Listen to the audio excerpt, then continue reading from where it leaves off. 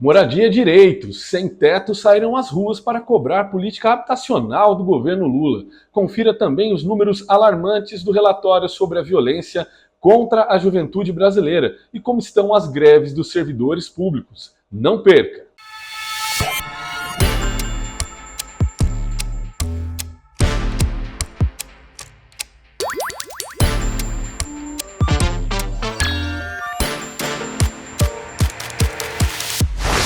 1.300.000 pessoas vivem no Brasil sem saber se amanhã terão um teto sobre suas cabeças. O dado alarmante foi revelado pela campanha Despejo Zero nessa semana e demonstra que o governo Lula tem deixado a desejar no quesito moradia. Ainda que este número seja um reflexo do represamento de casos de despejo durante a pandemia, fato é que não há boas novidades na política habitacional. Pelo contrário, o governo autorizou a privatização da regulamentação fundiária, e isso é um perigo. Veja o caso da Ocupação Esperança, em Osasco. A comunidade estabelecida há 11 anos pode deixar de existir caso a regularização da área esteja na mão do mercado imobiliário e os altos preços. Aliás, foi contra esta situação que o Luta Popular protestou essa semana, em frente à Secretaria de Assuntos Institucionais do governo em São Paulo. O PL 709, que pune com corte de benefícios, entre outros ataques, aqueles que participam de ocupações no país, também foi denunciado. Um governo dito popular não pode agravar este cenário, muito menos o que está ocorrendo com os povos indígenas. Não vamos ficar calados, o caminho é a luta. Voltamos a falar de mais um estudo que divulgou dados estarrecedores. Trata-se do relatório da violência letal e sexual contra crianças e adolescentes no Brasil. Nos últimos 3 anos, mais de 15.000 crianças e adolescentes com idades entre 0 e 19 anos foram mortos de forma violenta no Brasil.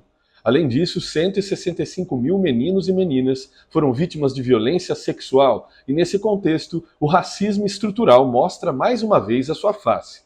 A violência letal atinge especialmente meninos negros e houve aumento de mortes causadas por intervenções policiais. O perfil da maioria das vítimas tem entre 15 e 19 anos, ser preto ou pardo e do sexo masculino. Sobre a violência sexual contra meninas de 10 aos 14 anos, a maior parte das vítimas é negra. Aqui convém lembrar que a bancada ultraconservadora religiosa e de extrema-direita no Congresso faz tudo para piorar o cenário. O PL 1904, por exemplo, que tramita na Câmara, considera como homicídio o aborto realizado após a 22ª semana de gestação, mesmo em casos de estupro. Isso irá obrigar crianças a seguirem com a gestação fruto de estupros. Um absurdo. É preciso que os movimentos se unam para mudar esse cenário e cobrar políticas públicas do governo Lula. Essa semana também foi marcada pela continuidade da greve dos Correios e no INSS. E você está cansado de saber os motivos, porque a gente já falou aqui. É a intransigência do governo Lula nas negociações. A direção dos Correios não apresentou qualquer melhoria na reunião que ocorreu em Brasília com os grevistas. Um episódio lamentável foi proibir a participação online, prejudicando companheiros como os do Rio Grande do Sul, que ainda enfrentam os resquícios da tragédia ambiental. Já os servidores do INSS enfrentam a mesma situação. A greve, que completou 1 mês, segue forte. Além de não atender às reivindicações da categoria, o governo ainda ameaçou retirar as propostas apresentadas até aqui, caso a mobilização não se encerre. Temos ainda servidores do Judiciário Federal e os companheiros do IBAMA e órgãos ambientais que também estão mobilizados pelo país. Todo apoio aos grevistas. É bom o governo saber que não irá vencer na base de ultimatos. Isso é inadmissível.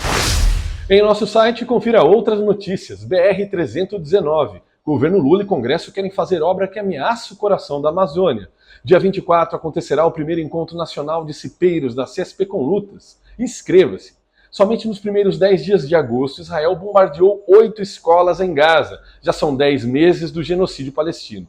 Para ficar sempre bem informado, acompanhe a CSP com Lutas nas redes sociais. Todos os dias temos novos conteúdos para você. Nos vemos na próxima semana em mais uma edição deste videocast. E viva a luta da classe trabalhadora!